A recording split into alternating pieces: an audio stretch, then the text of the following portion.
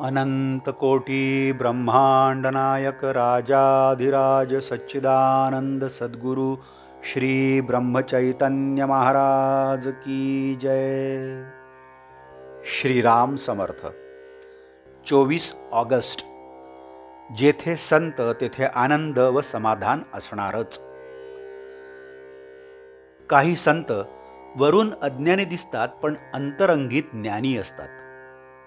खरोखर संतांची बाह्यांगावरून पुष्कळदा ओळख पटत नाही।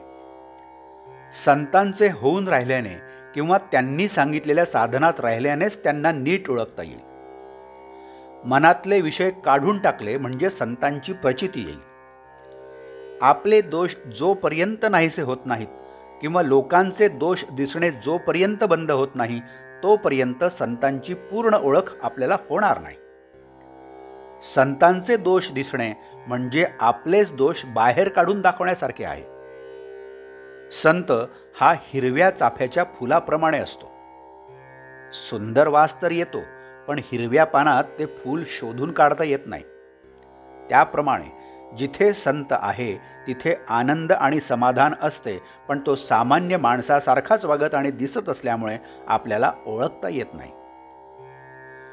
वेदांत आपण नुसता लोकांना सांगतो, पण संत तो स्वतः आचरणात आणतात। त्यांच्यावर कठीण प्रसंग आला तरी ते डगमगत नाहीत। संत हे निसंशय असतात तर आपण संशयात असतो। त्यामुळे त्यांना समाधान मिळते तर आपल्या पदरात असमाधान पडते। संशय नाहीसा करायला आपली वृत्ती बदलली पाहिजे। संतांना जे आवडते ते आपल्याला आवडणे म्हणजेच त्यांचा समागम करणे होय। मी करतो हे बंधनाला कारण असते, ते नाहीसे करणे म्हणजे गुरुचे होणे समजावे। कधी चुकतो आणि कधी बरोबर असतो तो साधक समजावा आणि जो नेहमी बरोबर असतो तो सिद्ध समजावा। नुसते इंद्रिय दमन हे सर्वस्व मानू नये। ते ज्याच्याकरिता आहे त्याचे अनुसंधान पाहिजे। ज्याला काहीतरी करण्याची सवय आहे त्याने काही काळ मुळीच काही करू नये आणि नंतर भगवंताचे अनुसंधान ठेवायला शिकावे।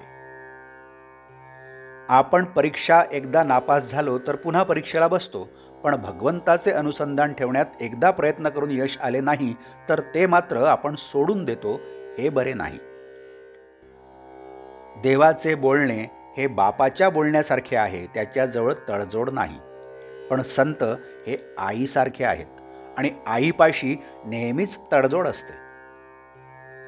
जो भगवंताविषयी सांगेल तोच संत खरा। संत जो बोध सांगतात त्याचे आपण थोडे तरी आचरण करूया। भगवंताचे अधिष्ठान ठेवून प्रत्येक कर्म करावे। जिथे भगवंताचे स्मरण तिथे माया नाही, जिथे माया अभिमान आहे तिथे भगवंत नाही। दानाचेही महत्त्व आहे। पैसा आणून गळ्यापाशी बांधला तर तो बुडविल, त्याचे यथायोग्य दान केले तर तो तारील। भगवंतच खरा श्रीमंत दाता आहे, तो श्रीमंतांचा श्रीमंत आहे। त्याचेच होऊन आपण राहिलो तर तो आपल्याला दीनवाणे कसा ठेवील। आजचे बोधवाक्य। संत हे भगवंता वाचून दुसरीकडे राहिलेच नाहीत, म्हणूनच ते संत झाले म्हणजे देवस्वरूप बनले। जानकी जीवन स्मरण जय जय राम। नमस्कार। आपण या चॅनलला अजूनही सबस्क्राईब केलं नसेल तर कृपया सबस्क्राईब करावं ही विनंती। आपण या चॅनलला लाईक करा, शेअर करा, कमेंट्स द्या। बेल आयकन दाबायला मात्र विसरू नका। धन्यवाद।